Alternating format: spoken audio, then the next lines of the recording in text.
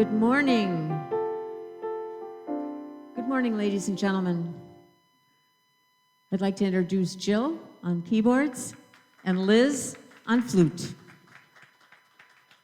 I know they need no introduction, but we'd like to welcome all the people that are on social media that are joining us that way. And we're going to start out with a Scottish song. Scottish is not Irish, so remember that. Okay.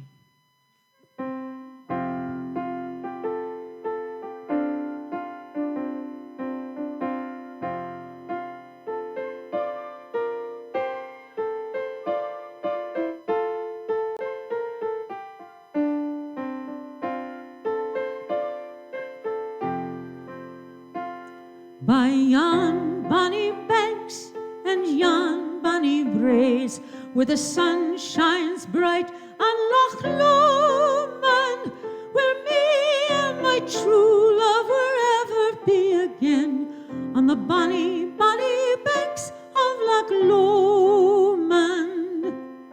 You take the high road and I'll take the low, and I'll be in Scotland afar.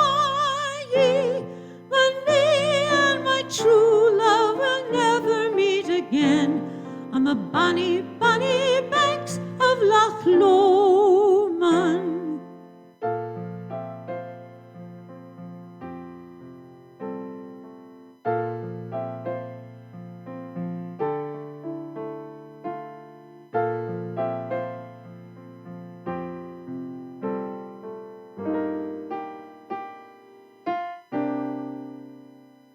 'Twas there that we parted in yon shady glen, on the steep, steep side of Ben Lomond, where in purple hue the Highland hills we view, and the moon shines out on the gloamin'.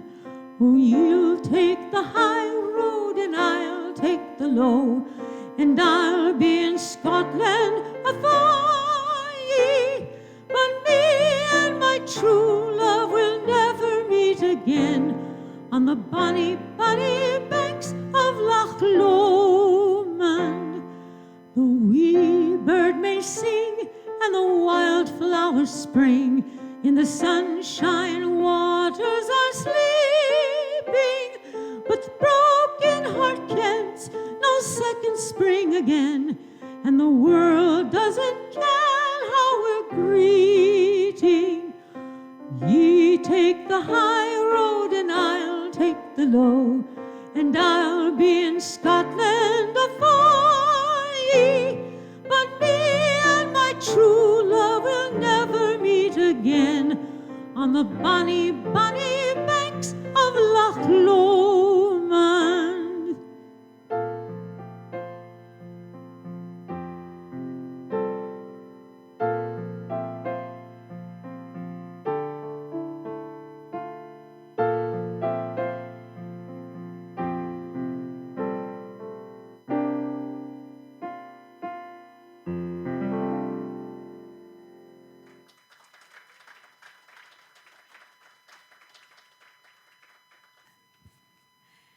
So we welcome everyone that is joining us here on social media, here at the Temple of the Living God.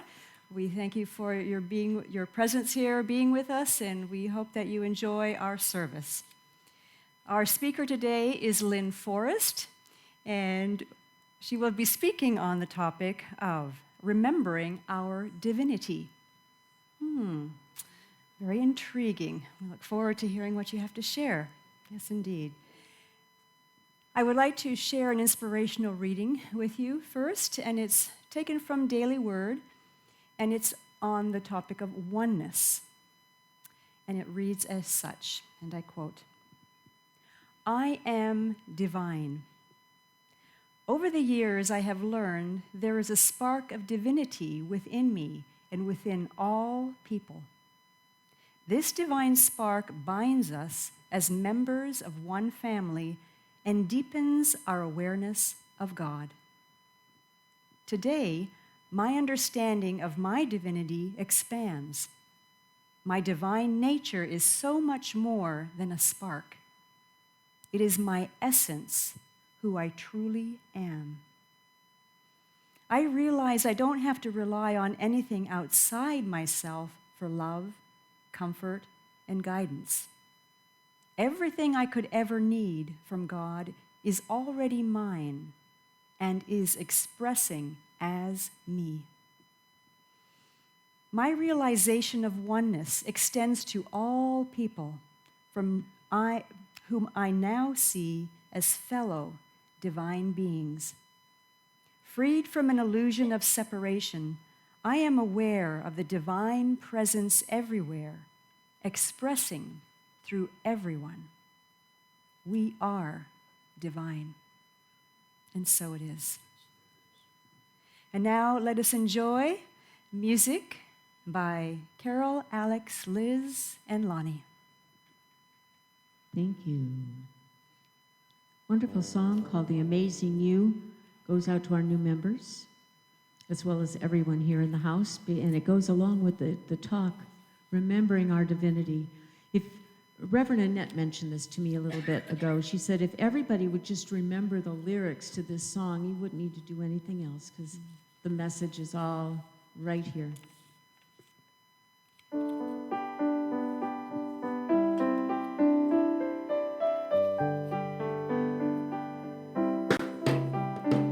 Do you know how amazing you are? What a gift you bring to the world. You are light, you are love, you are sent from above.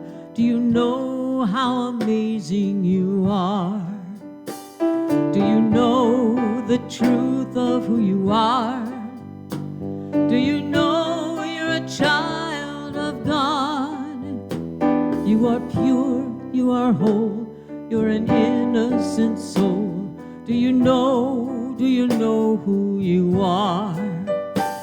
You were sent to do great and marvelous things. You are made of stardust and carried on angels' wings, blessed with the kingdom of heaven on earth. How can you not know your worth?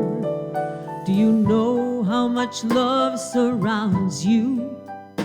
If you could see, you would never be afraid. No matter what stone appears in your path, you are carried along the way.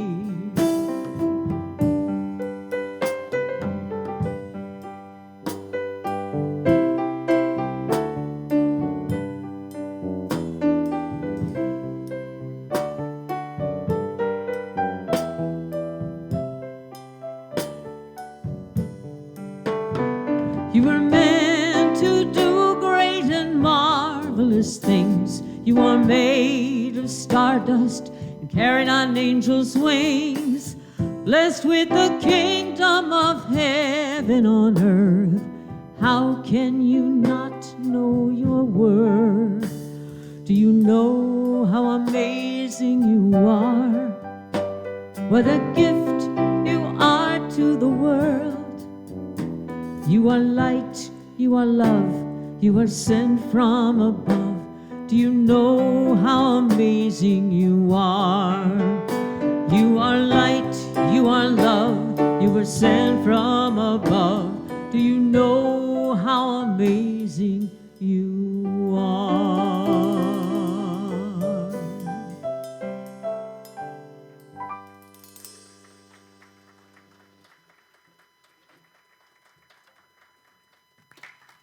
Good morning.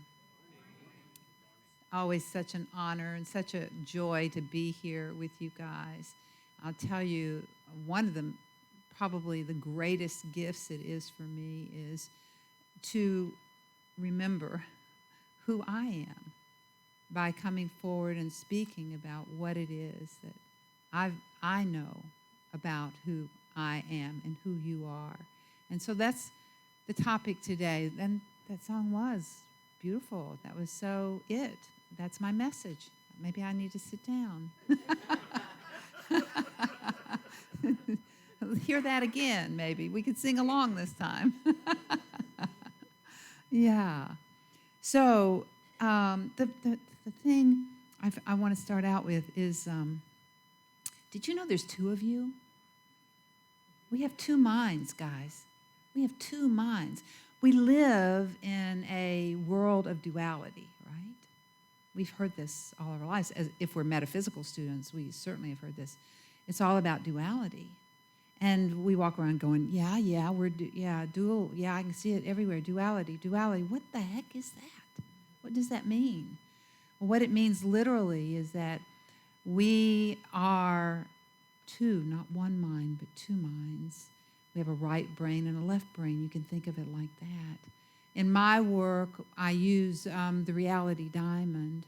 I think we're going to be able to have that up here today. Is that true? We're going to be able to show that graphic? There it is. This represents the two minds that we each have. And we are born with both, but we think we're only one. We tend to walk through life thinking we're the lower of the two minds. And I've used words to describe these parts of the mind. So let me talk about these two parts of us. You know, we know the part of us that walks around that we think of as me. You know, the kind of the blundering, awkward, grandiose, ego, always. But, you know, that part of us, that's really the lower triangle there. And in my work, we call it the victim ego.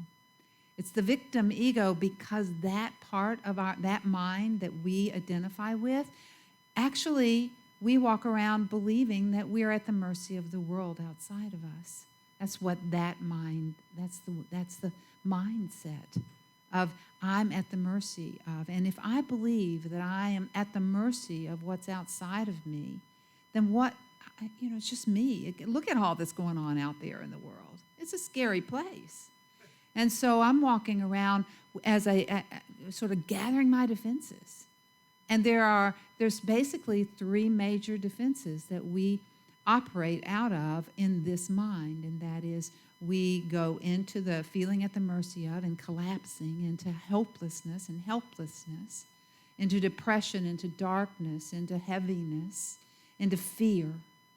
We collapse, we attack, because if I feel helpless and hopeless, then, it's like, okay, I'm going to have to take you out first because, get you before you get me.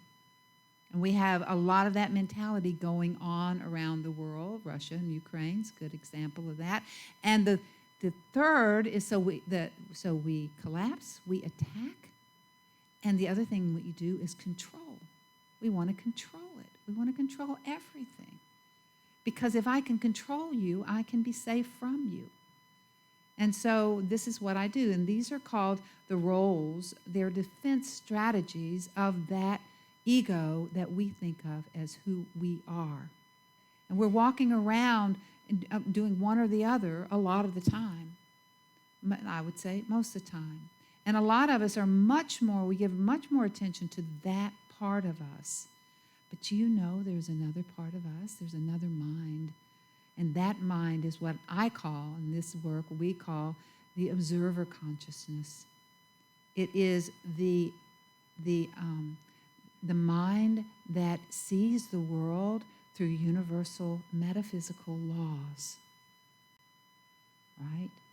And so what I've done over the years, I've been in working with people and working with families and generations of families. I've worked with up to 3 and sometimes 4 generations of the same family and gotten to see how the limited story about who we are gets passed down from generation to generation and played out in various ways. Being able to work with families through these generations, I've been able to not just think this is a good idea, but actually witness how that works when we operate out of that mindset that says there's something wrong with me, I'm defective, that says I'm not safe, that it's a scary place, that says I'm not lovable, that says I can't do it right. We all have a limited version reality, and then we have this other part of us that knows that we are limitless. that knows that we are eternal, that knows that we are never ending, and that we are energy in motion, that we come here in order to take on a body and a story, a limited story, and we come to play it out. Why would we do that? Well, I'm going to tell you frankly, I think a lot of it is just because we are adventurers. Every single one of us. We wouldn't be on this planet if that weren't the case. Look around at what's going on. We're here pioneering. We're here trying it on, wearing it, and interacting and reacting. And in that way, we expand our consciousness. This is the way we grow. This is the way we expand. And we're here to remember. We have that choice. We might not be here to remember. I think we're eternal beings. We might play this whole lifetime out in a state of forgetfulness, of not remembering that we're more than a body, not remembering that we're more than the limited mindset that says, on some level, what I'm covering up for and what I'm hoping you don't notice is that I'm not really, all that. And, it's a pretty scary reality when I'm walking around believing that I'm limited. And so we call this the reality diamond here because it incorporates both. It's like the yin-yang. Remember the yin-yang? The shadow and the light that's held within the one. This is us. We are held within the one. The one what? The one mind. We are taught, I was taught, through alchemy and metaphysics, I was taught that all 400 billion plus galaxies, however many there are out there, we really have no idea, but all of that is happening in the one mind. That means you, my friend, and you, and you, and you, and me, and all of us are happening in the one mind. We are thought projections of the one mind. We are therefore made of divine substance.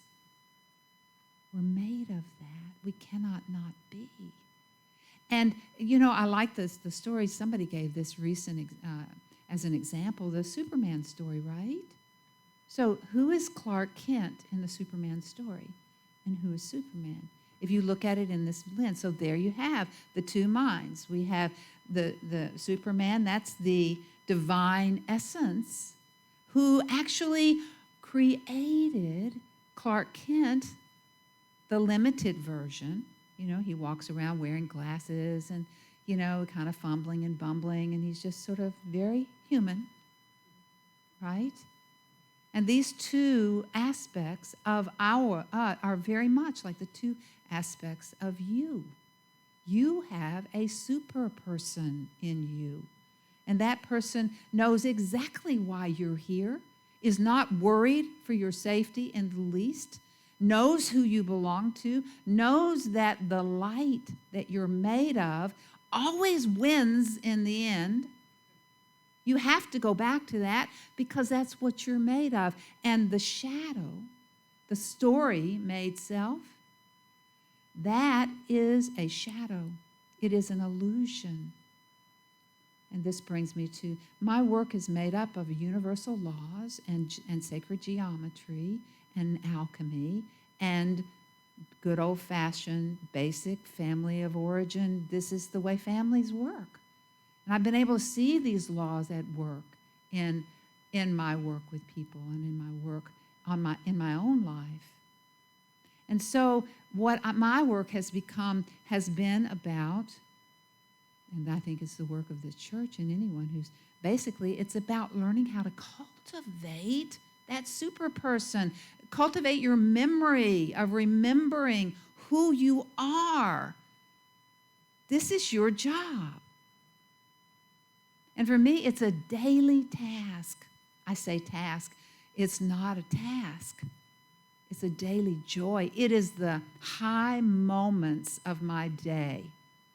And I have some high moments. I have one, because when you remember who you are, there's a formula. It's a universal law. I call it the reality formula because it defines how reality is constructed. It's a construct of reality, and this is the way all minds work. And it says this reality formula says that when you believe what you think, this is how powerful you are. All you have to do is believe what you think. When you believe what you think, you automatically line up with your feelings. You're going to feel the feelings that go with that belief. So if I believe that I'm limited, and see, we come in to take on this version of a self that says I'm limited. It says the limited ideas that I'm not all that. And so we take that on. And the second thing that happens, so I'm going to feel the feelings that go with what I'm believing, and I'm going to start acting out of that belief. I start taking on the character of someone who's not all that important. Who really, I don't know, I'm not very, and my whole posture will take it on. And I'll transmit the energy of that limited belief. But it's also true that when I remember my limitlessness, when I remember that what I'm really made of, when I begin to do that, which lines me up with that, and I do it every day because I want to remember who I am, it just plain feels so much better. I get to walk around in joy. And now I'm transmitting that feeling energy, that emotional tone that goes with this idea of life is amazing. It always works out for me. Because everything that happens is for me. Many, many years ago, I had a mentor who was a medicine man, Indian medicine man. This was back in the 70s. I gave away everything I owned and moved out on the streets and got to live these ideas of energetically putting out what it is I wanted to experience. And you know what? It works. It works every time. And so when I believe what I think, then I'm going to feel, I'm going to transmit that emotional tone. That's the magnetic part. That's what draws to me what I'm going to experience next. And then I'm going to play the part. I'm going to feel, act, and believe myself into remembering who I am. So what do we do to remember who we are as divine beings? For me, every morning I get up, the first thing I do is I align. I did it this morning. As a matter of fact, I'll prepare for a talk. I've got notes over here. I can prove it to you. I make notes. And then this morning, I've shown this to you before. And then what happens is, so I make notes. And then I get up and I do my morning practice. And this is what I'm given to give. So I've got them both here. And I don't know how much of this will come out of what I'm saying now, because when I line up with that source of the one mind, which remember, we're all projections of that, all I'm doing is practicing knowing that. And when I open to that, then that begins to be what moves through me, and it begins to be what prompts my thoughts. And so I ask questions like, well, so what do I need to stand up and move through me today? And there'll be downloads that come. It'll just be like, oh, I had never thought of it like that before. Okay, all right. And then I stand up before you, and that's what moves through. We are hooked up, connected to a flow of source energy that comes into us. Do you know how it gets here? Do you know now? We have looked hard for consciousness in the physical body, and we have not found it. We have not found a body part where this is the site of consciousness. We've not found a brain, part of the brain. Now, we know a lot about the brain nowadays, a lot more than, amazing stuff we know now about the brain. But the bottom line, it's not in the body. This love, this consciousness of divine being, It is not in the body. You know where? Why? Because it's not a body part. We are penetrated by it. We're filled with it. How? Through the breath. Every breath. How long do you remain conscious if you stop breathing? Where the breath goes, I go. When I drop this body, what leaves? The breath. Where does it go? Well, wherever it goes, I'm with that. I'm following that.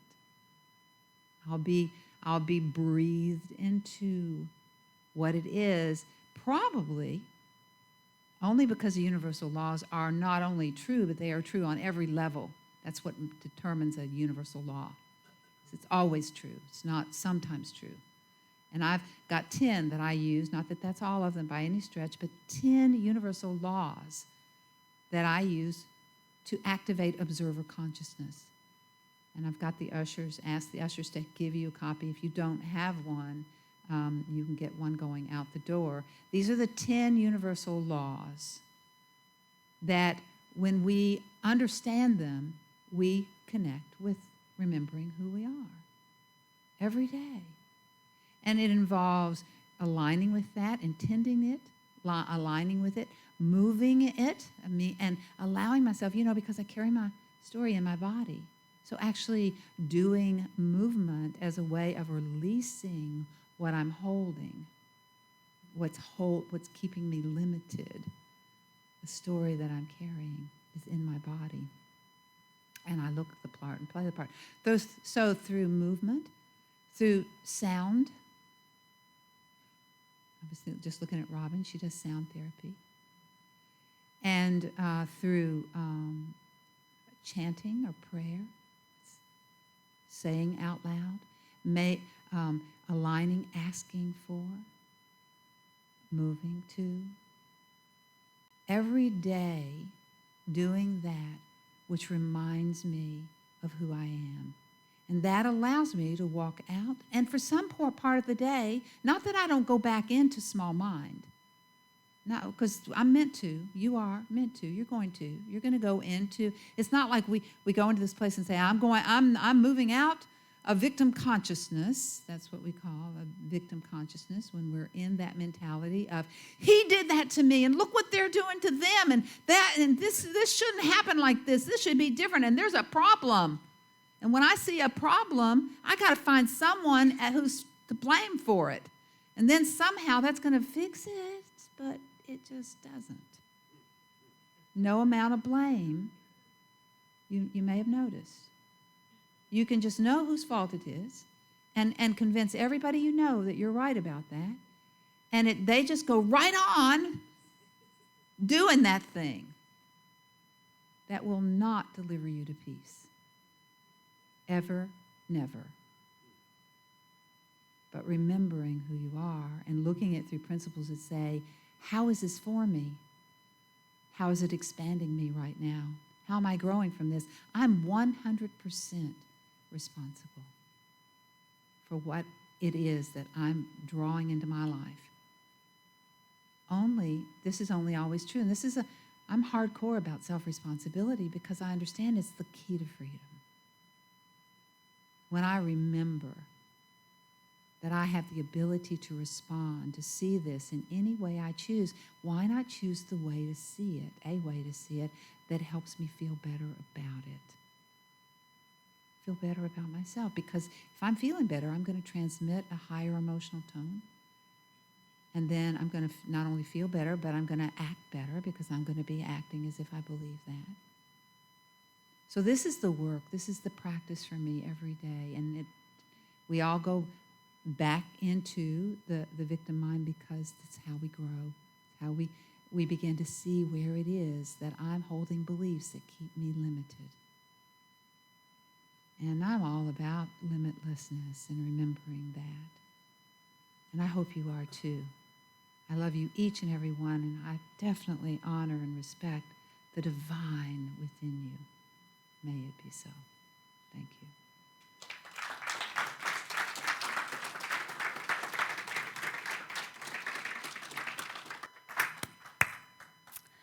Thank you, Lynne. Thank you. We are so very blessed to have Lynne with us. And just fills our hearts and our souls. Thank you. And so at this time, we're going to move into our tithes and offerings. So we invite you to take your tithes and your gifts in your hands and perhaps bring them to your heart and bless them. And I would ask for the ushers to come forth at this time.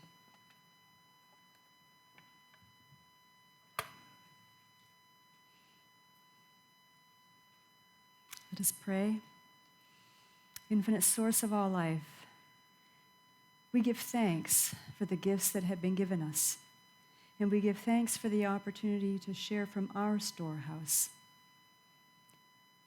We know and affirm that divine love moving through each and every one of us blesses and multiplies all that we have, all that we give, and all that we receive. And so it is. Amen. And now let us enjoy our closing song by Carol, Alex, Liz, Lonnie, and Daniel. Test.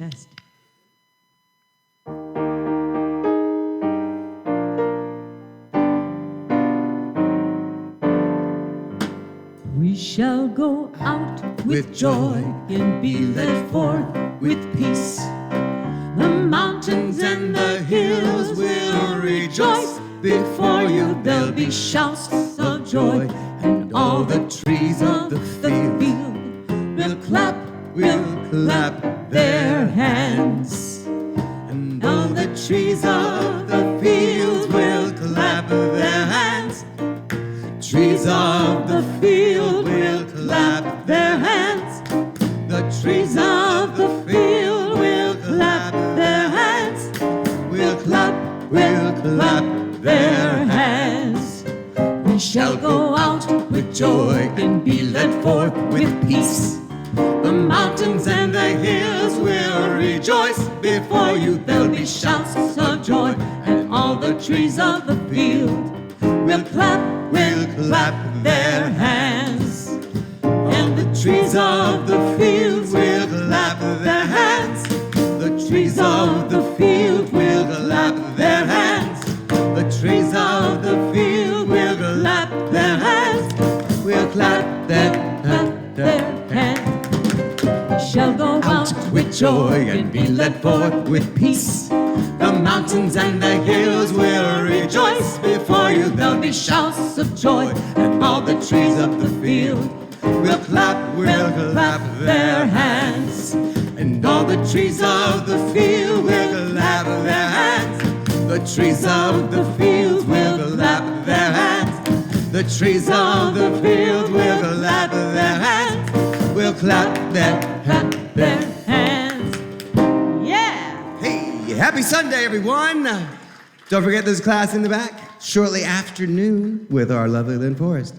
Have a great day.